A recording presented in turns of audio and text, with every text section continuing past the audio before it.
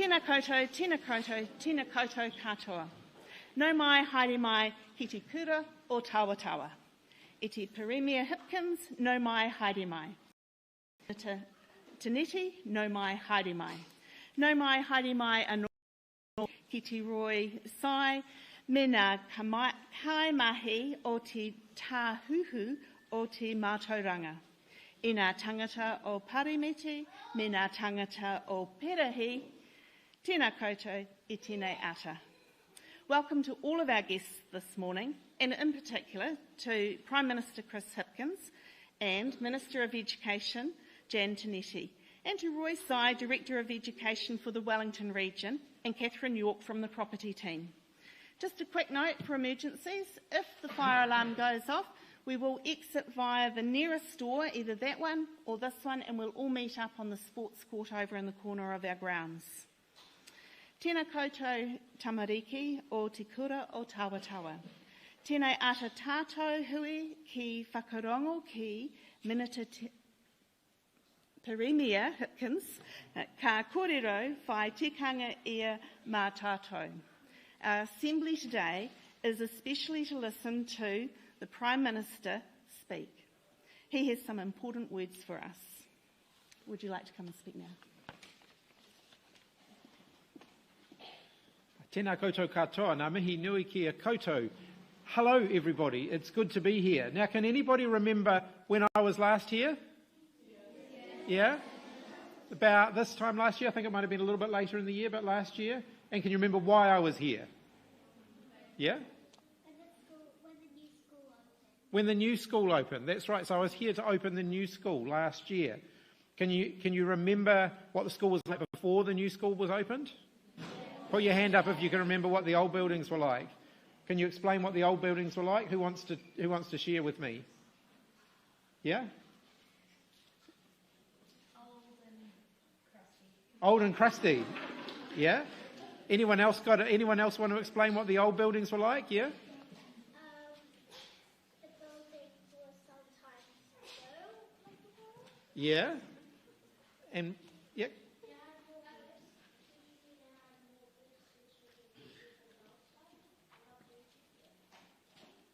Who else wants to give me an explanation? Yeah, just here. There was this corridor you always hang your bag up. Yeah. It is seriously Yeah. Yeah. Very good. So they were not very nice. Did anyone think they were nice, the old buildings? Yeah. Really? You liked them? You're very polite. Okay. Who likes your new buildings better?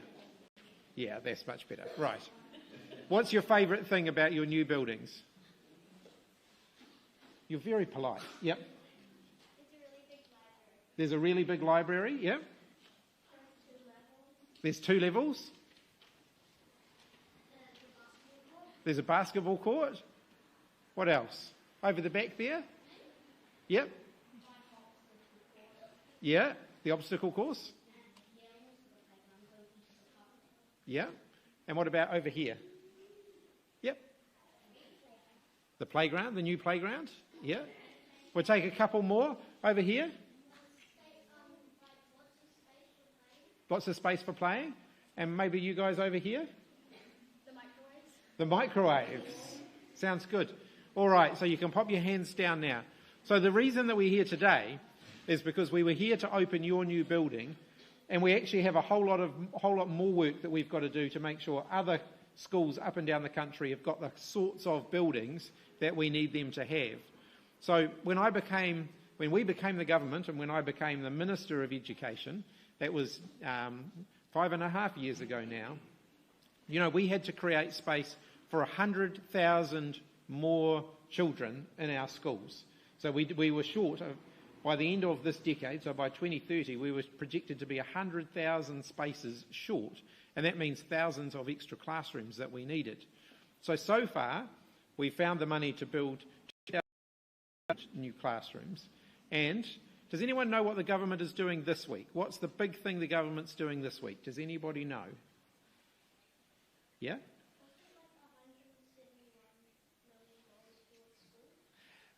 That's quite a precise number that you've got there, and you're very close. But does anyone know what happens? What does the government do once a year, and we're doing it this year? Anyone want to guess? Yeah?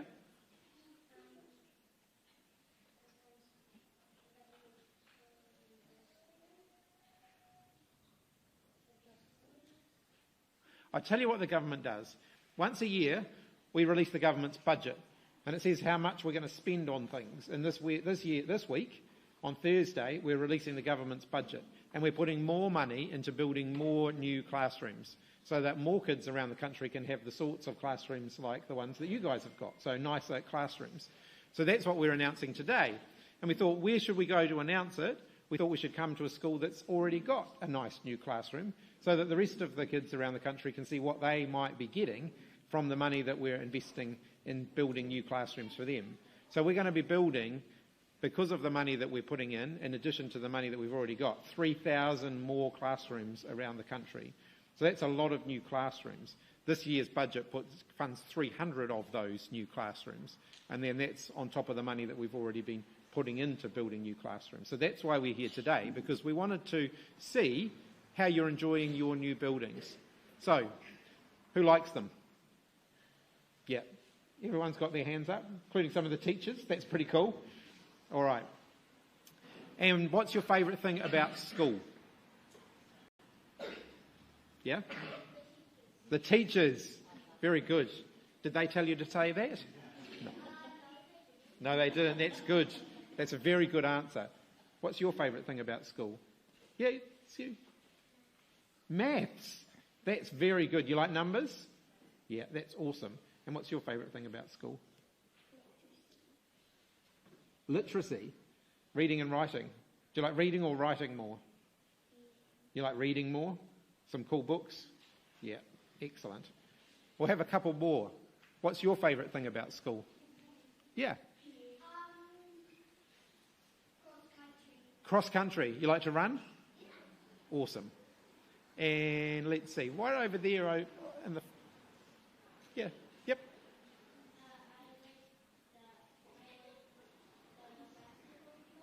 You like the basketball court? That's your favourite thing about school? Yeah. And over here? Maths. Very good. All right, you can pop your hands down now. So that's what I'm here to announce. Now, after you guys have gone, we're going to talk to the media down the back there, and we're going to give them a bit more detail about what it is that we're announcing. But before we do that, I'm going to hand over to my colleague, the Minister of Education, Jan Tinetti. She's going to have a few words with you as well. But before we do that, last year when I was here, I was the Minister of Education. Does anyone know what my job is now? Yeah? Prime Minister, that's right. So I got a bit of a promotion. It's pretty cool, eh? So I'm going to hand over to the new Minister of Education, who's going to say a few words to you as well.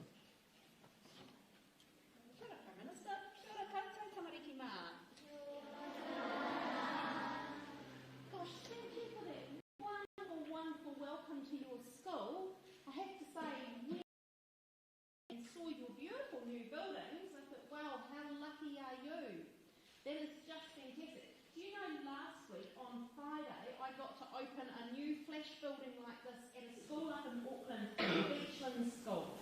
And I said to those children there, they were beautiful just like you are, and I said to them, it's so fantastic that you're in such wonderful buildings, but we want to see every young person in this country learning in warm, dry, beautiful buildings just like this.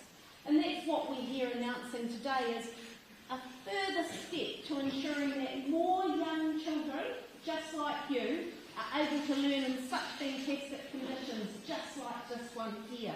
You are so lucky, aren't you? Fantastic. It's just so fantastic to be here. So, this morning we're making this announcement. I've got a whole lot of figures that I could read out to you, but we're not going to read them out just yet because you'll just think, why is she talking like that? We're going to leave that to the media, to talk to the media afterwards once you've gone about that. But what I want to say is that when I came in here this morning and heard that fantastic waiata It took me back to when I used to work in schools. So I used to be a principal and a teacher. And Mr. Sy used to be a principal as well. And the two of us were singing along to your waiata because it's one that we knew. I'm just wondering whether there might be another waiata that we can sing before the young people go, because that has made my day. We've got something we prepared earlier. Oh, something you prepared earlier. That would be fantastic. Thank you for your beautiful welcome here today. I really hope I get the opportunity to have a bit more of a look around your school as well.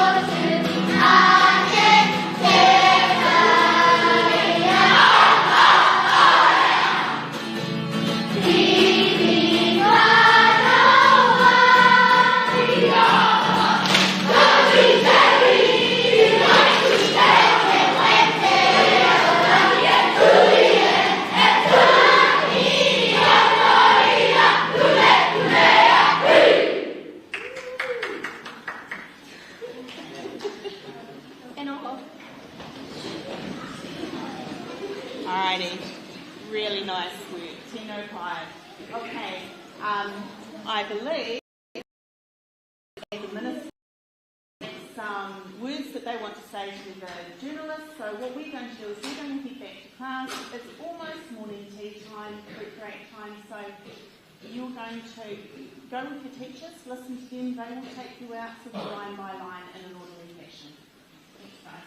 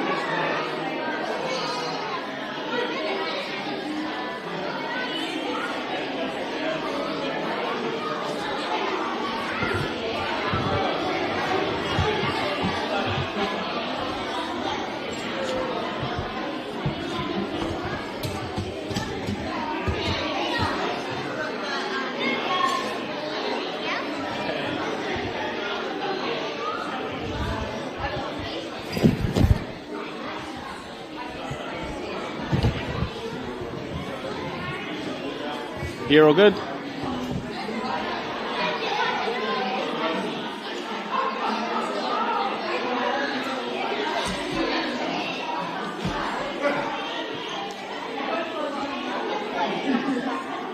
Test, test, test.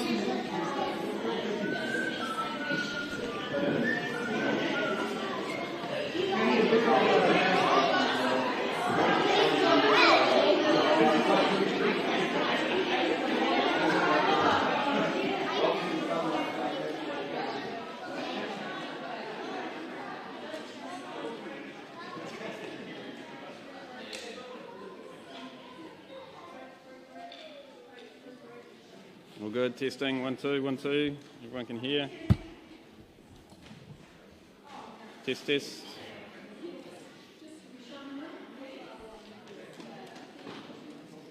News hub, get in there. Test, test. All good, okay.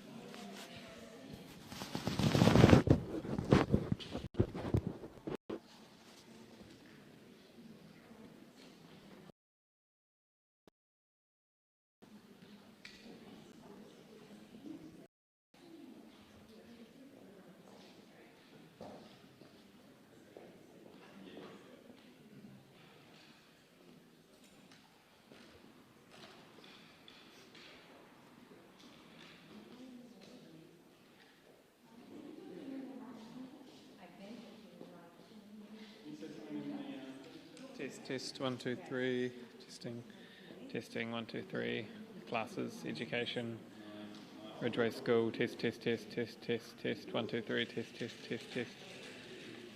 testing, we're here to announce classrooms, testing, all good?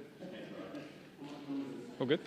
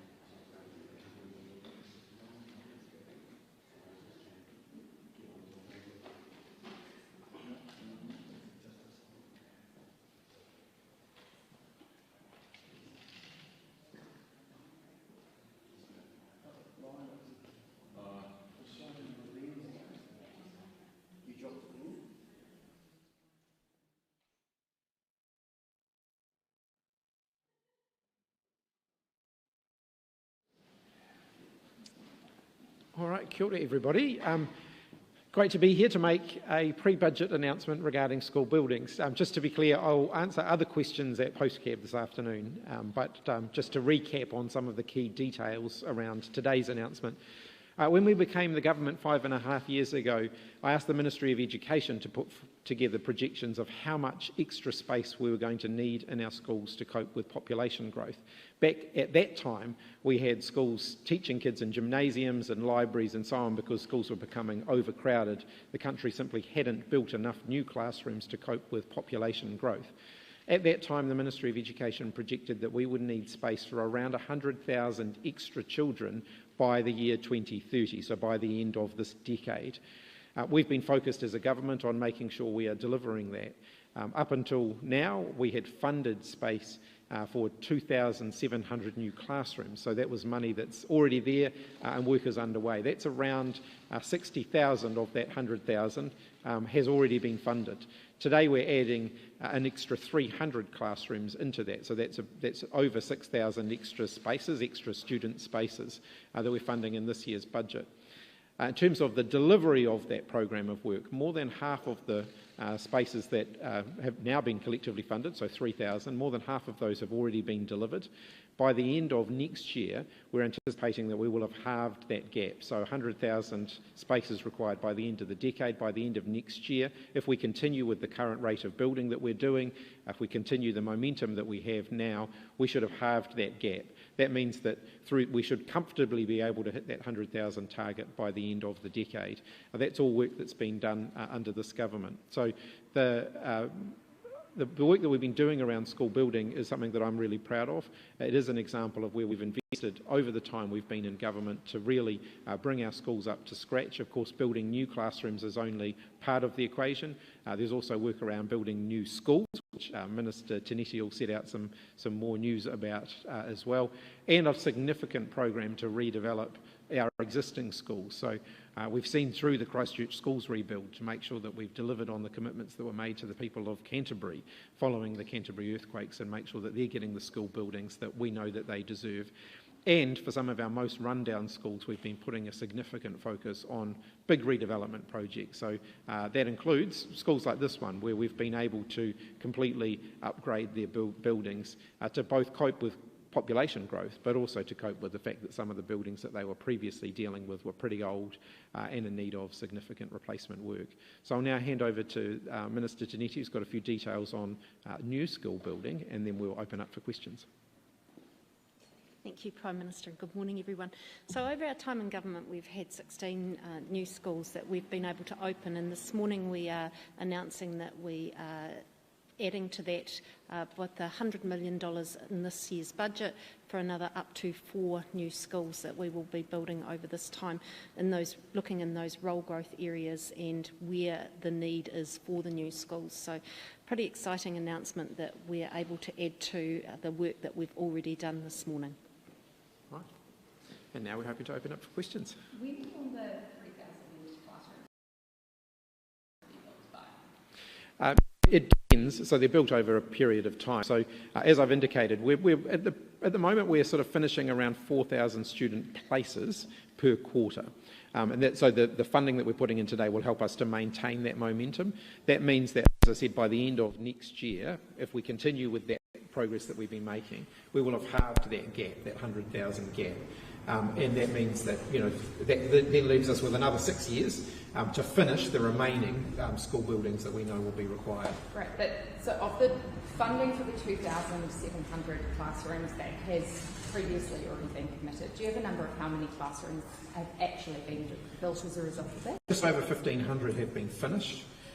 There's about 650 currently in construction, so builders working on site.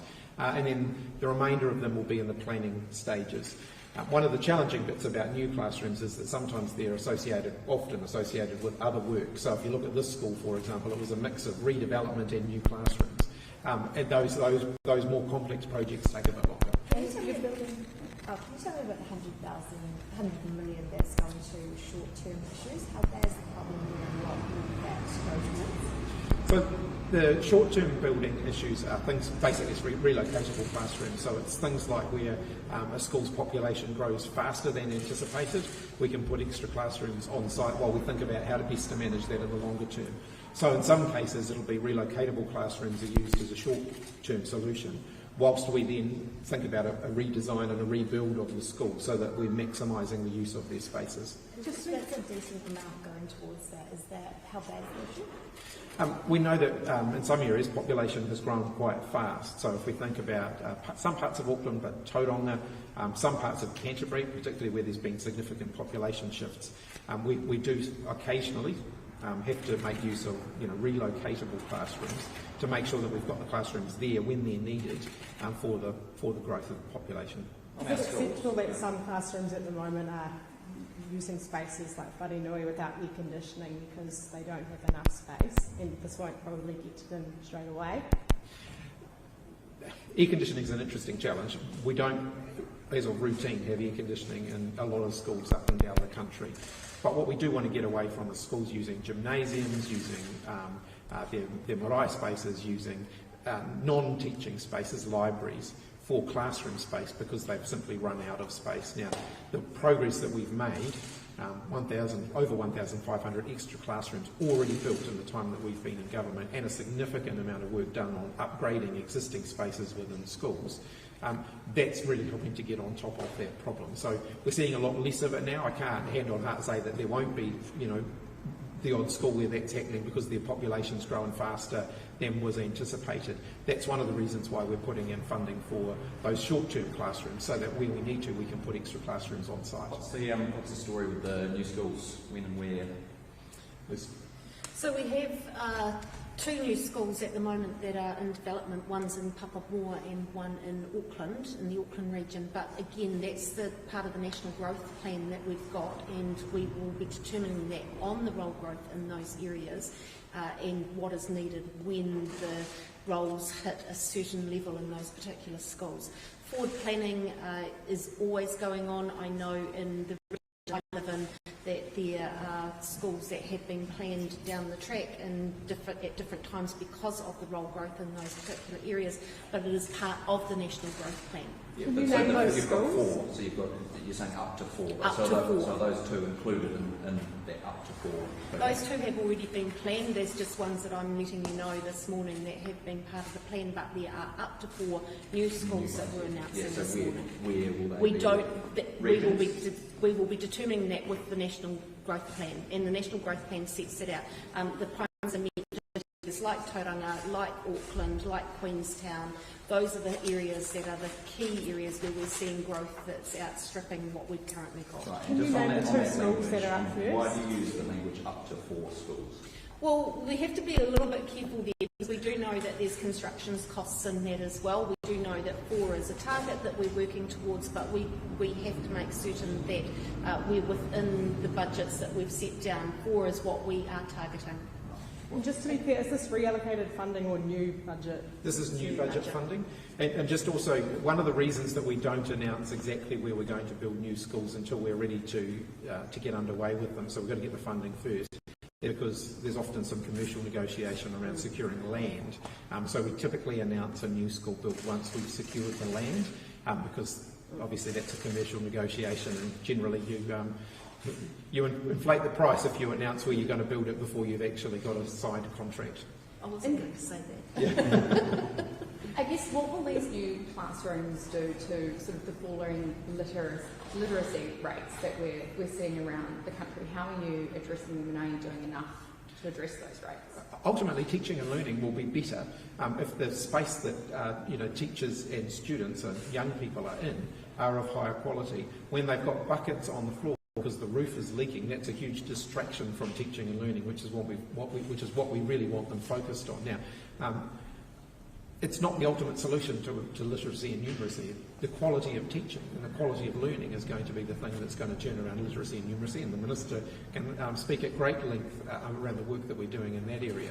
But I'm not going to say that we should just ignore the state of our school buildings while we focus on literacy and numeracy. We've got to do both. But are you building the right types of buildings? Because some people don't like these modern learning environments. They say they're too hard for some kids. Are you building the right types of buildings to get the learning gains? Schools are involved in the design of buildings and spaces that they get.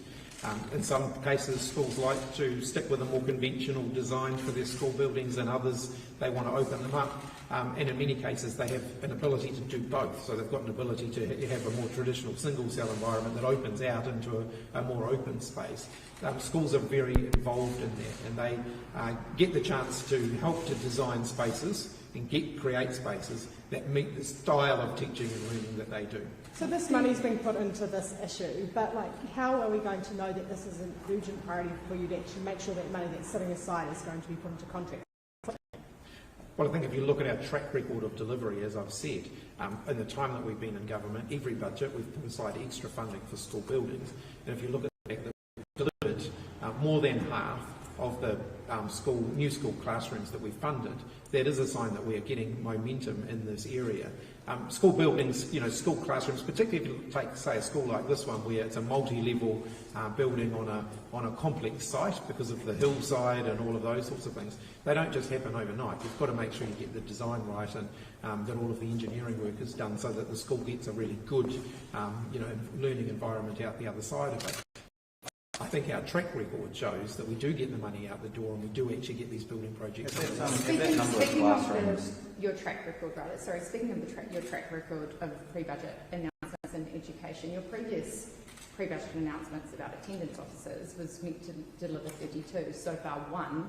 Oh no, it's above that now. Is that I'll let the Minister answer that question. So we've got contracts out, 19 contracts, which is about, I don't want to say the FTEs around that, but we've actually got 3 as of last week on Friday, and it's going up on a daily basis. So you're celebrating 3? I'm celebrating that it's going up on a daily basis. Has that number of classrooms built, the 1,500 since 2017, has that met annual targets?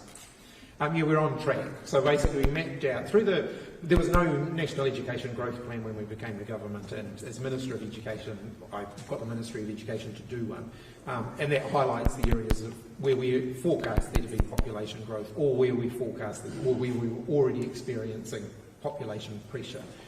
We've obviously focused on the areas where there's been the most existing pressure first, and then look to areas where we know there's going to be population growth.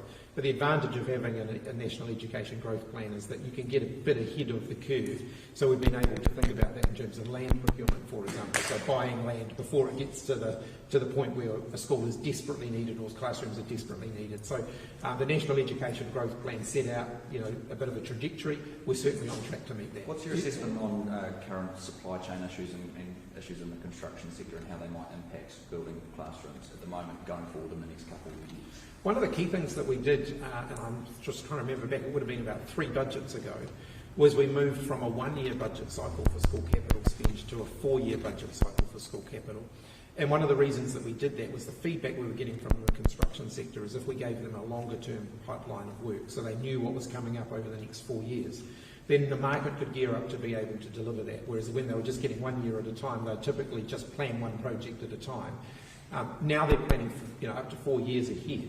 And the advantage of that is that some of those issues that we were experiencing early along with the market and just not having the capacity to deliver, we've been able to overcome that by giving them greater certainty about what's so you don't think the building of these these new builds will be impacted by those stresses in that sector?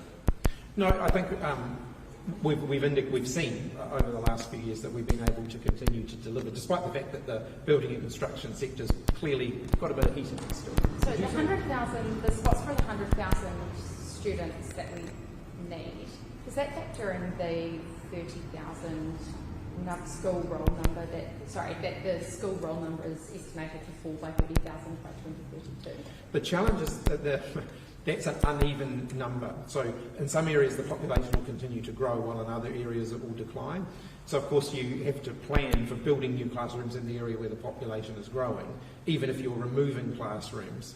So it was a net 100,000 target. We have to add in 100,000 space for 100,000 more students, even if we know that in some areas it's going to be declining.